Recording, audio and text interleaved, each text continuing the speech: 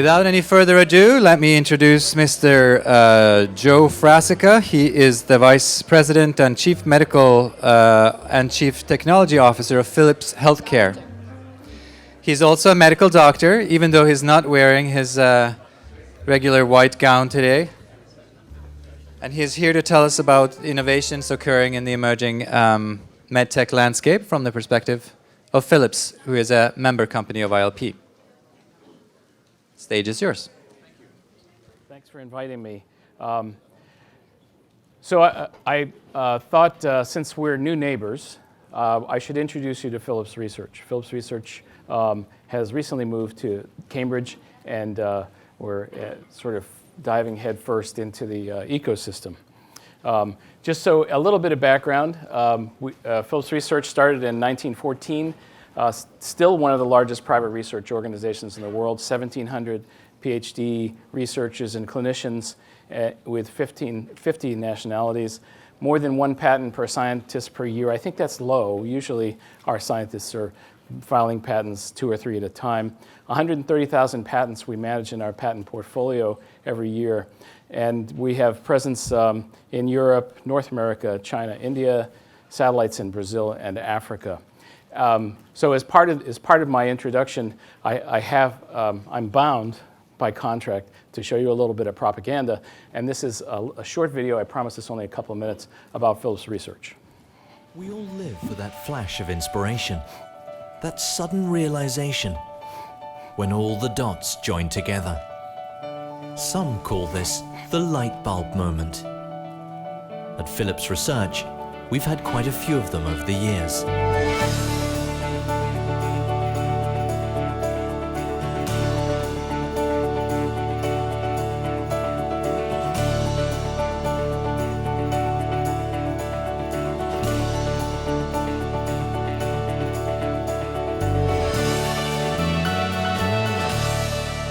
In 1914, Anton and Gerard Phillips had an idea for a world-class research center and asked the scientist Gillis Holst to take the lead.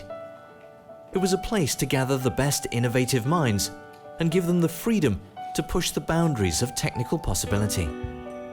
A place where famous scientists such as Nobel Prize winner Gustav Hertz would share their knowledge. A place that would inspire people to invent, to reach out to other disciplines, and to overcome obstacles on the path to groundbreaking innovations. From a way to create brighter and energy-efficient streetlights, to innovations in X-ray technology that would save thousands of lives all over the world. So that's enough. I wanted to show you the history. Actually, these buildings still stand in Eindhoven in the Netherlands, and in fact, that auditorium where that guy was holding up the CD, I actually got to give a talk where they presented to the world with Sony the first compact disc. Very, very inspiring. In North America, we have an organization called Phillips Research North America, which has lived since Anton and his brother bought property in Westchester County in Briarcliff, New York. A beautiful location. If you look straight past the building, there's the Hudson River. You know, it's just an idyllic place. And it was designed at a time when this was the kind of place where we invented. We invented in a group of people who were like-minded, and we all talked amongst ourselves. We invented things, a lot of things, in that environment. But, of course, over time, we came to realize that our tool set became narrower and narrower as we spoke to ourselves alone. And, of course, as Abraham Maslow has said, it's tempting if you have a hammer to use that hammer to hammer everything like a nail. And that's where we were headed. So we decided, over the last couple of years, to make a big change, to move in a dramatic way to this ecosystem. We decided that it would be very valuable for us to have a great collaboration with a world-class university, and MIT is the place. I went head first into the water with a $25 million 5-year engagement with MIT to do collaborative research, and our first projects are getting off the ground now. Some people in this room are participating in those projects. We're very happy to be here. We also recognize that it's not just MIT, that it's the startup community. And one of the things that one of the taglines I use to get our organization to move along and move from this very idyllic setting to this crazy, very expensive place to work was that we wanted to increase the energy and increase the entropy. We wanted things to bump into each other more often. And our researchers will be in Starbucks, and they'll be over at the Obon Pen, and they'll be walking around, and they'll be at lectures, and we'll be sharing faculty, we'll be sharing students, we'll be actually in the ecosystem. We want that, and we think that that's a valuable part of our endeavor. We know that this, I don't know if you've read this book, this is written by a couple of MIT faculty. This is the real world, how you invent new innovations, how you bring them to the marketplace. You need to know great ideas, you need to know how to implement them, and you need to have the market and know about the market, and you have to iterate continuously and make the risks smaller and smaller until they're small enough to actually bring them to market. This is what we do at Phillips as well. At Phillips, we're constantly trying to grab great ideas. That's why we're here talking to you today. We add our technical customer and market insight and iterate with our collaborators again and again until we execute in an industrial fashion. That's the goal. This is one tool that we use in this creation process called co-create. And these are the building blocks. Basically, great ideas from discovery. We frame the problem. We ideate together with our collaborators, and then we build prototypes. We do this again and again and again until we get it right. We actually last summer held a course at Harvard, which was a co-creation lab. And there was a multidisciplinary group of students there. And based on great design ideas from Phillips, this multidisciplinary student group came up with about 20 amazing inventions over the course of 7 weeks. Amazing. I had a chance to be the judge in this collaboration, and we picked out some great ideas. So this is the kind of interaction we're looking for. We're going to do it.